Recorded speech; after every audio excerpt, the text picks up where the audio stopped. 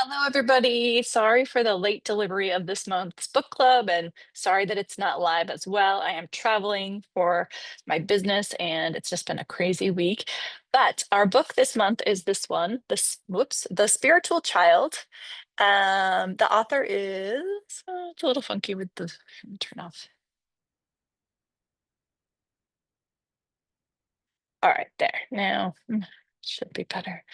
The book this month is The Spiritual Child. The author is Dr. Lisa Miller. I just mustn't focus. There we go. She is, I believe, a professor at Columbia, and she's the real deal. So she is a research psychologist who has been doing research in the field of spirituality and how that is protective for mental health and physical health for a long time. I really, really respect her.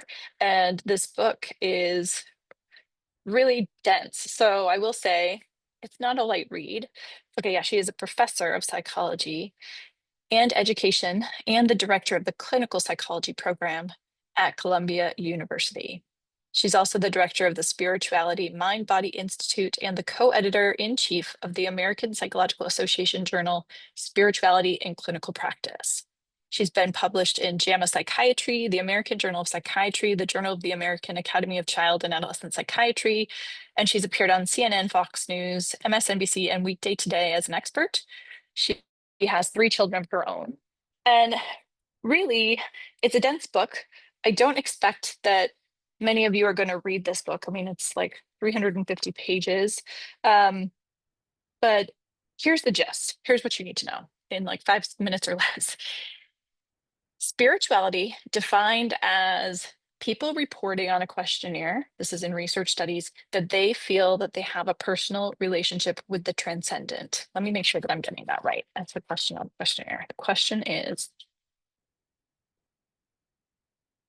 not religious. It's not a question about are you a religious person? Are you part of a religious faith group? It's just a question asking,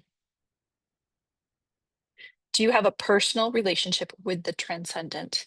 Yes or no? Do you feel like you have that? And what she says is that just as kids, humans, when we're born, we have an innate inborn ability to hear, taste, smell, touch, see. Those five physical senses are additionally um, supplemented by a sense and a connection to the transcendent, which in children is very prevalent from a young age. If you're a parent, you know this. Kids ask questions, they know things inherently, they'll say things that just make you pause sometimes. And as we get older, especially in adolescence, this development of our spiritual self is something that we can either foster as parents or discourage. And as we've generally, as a society, become less religious over the years, it's more and more important that we take it upon ourselves to understand how can we support our children's natural curiosity and connectedness to these feelings of connection to the transcendent. Now, this may be something that you yourself haven't developed very much of. I personally am a very spiritual person, but I wasn't until about 2023. And then I had an experience. I talked about it in one of my podcasts, which changed my life and totally changed my view of what it means to be me, who I really am.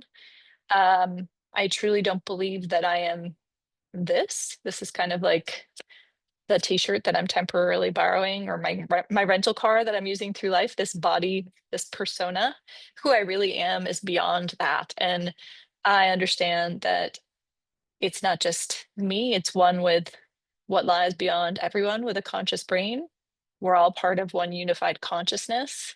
And that's my belief. It's my knowing. It's not even like a faith or I think or I hope. It's a knowing that I have now. And so I think when my kids start asking questions about God, I share with them my experiences. And the takeaway here is like we shouldn't be afraid to have conversations with our kid when they veer toward the spiritual, when they start asking us questions about things that we can't know but we can explore with them. What do you think? What do you feel? And just have those conversations and talk about it. And you need to understand that you absolutely should be inviting these conversations, encouraging these conversations, sharing your own beliefs and views of the world and your connectedness to spirituality in a sense of something greater than yourself with your children, giving the examples to your children of how that helps you through tough times, helps you to have perspective, helps you to see all the events in your life as happening for a purpose. All of that belief is super protective for our kids' physical and emotional health. There's a significant reduction in depression, like 20 to 50% in people who believe that they are connected to the transcendent. There's nothing else that clinicians like her, research psychologists, can measure that has such a profound protective impact as this answering yes to the question, do you have a personal relationship to the transcendent? Which is how we're defining spirituality in this spiritual child book. So if there's no other gift that you can give your child, it is help them develop a sense that they are connected to the transcendent, that they have a personal relationship to something beyond themselves, beyond this lifetime, beyond the material world. That is going to protect them from depression, from substance use, from illness, from so many things. People who have this belief are more able to weather the stresses that inevitably come with life and are happier. So that's the whole gist of the book. You don't need to read it. There you go in 5 minutes. Don't be afraid of spiritual conversations with your kid. In fact, you should be inviting them and making them happen, even from a young age, but especially during adolescence. We all are able to feel this more or less. It's genetically, there's a genetic component to it, meaning some people naturally have a stronger connection of that connection to the transcendent, a connection to something greater than ourselves. Other people genetically don't have such a strong connection, just like some people have very great vision and some people have blurry vision, like me. Some people have a very acute sense of smell, some people don't. So there is a certain genetic component to it, but everyone, regardless of your genetics, can develop this skill to be attuned to the transcendent. And you may find that in nature, you may find that in meditation, you may find that in religion, you may find it in music, you may find it in relationships. How it connects for you is unique to you. The way that other people connect to the transcendent is unique to them. There's no right or wrong way, but anything that you can do for yourself and for your children to help you feel that connection to the transcendent is very beneficial to your body and your mind in this lifetime. So that is what I want you all to take away from the spiritual child.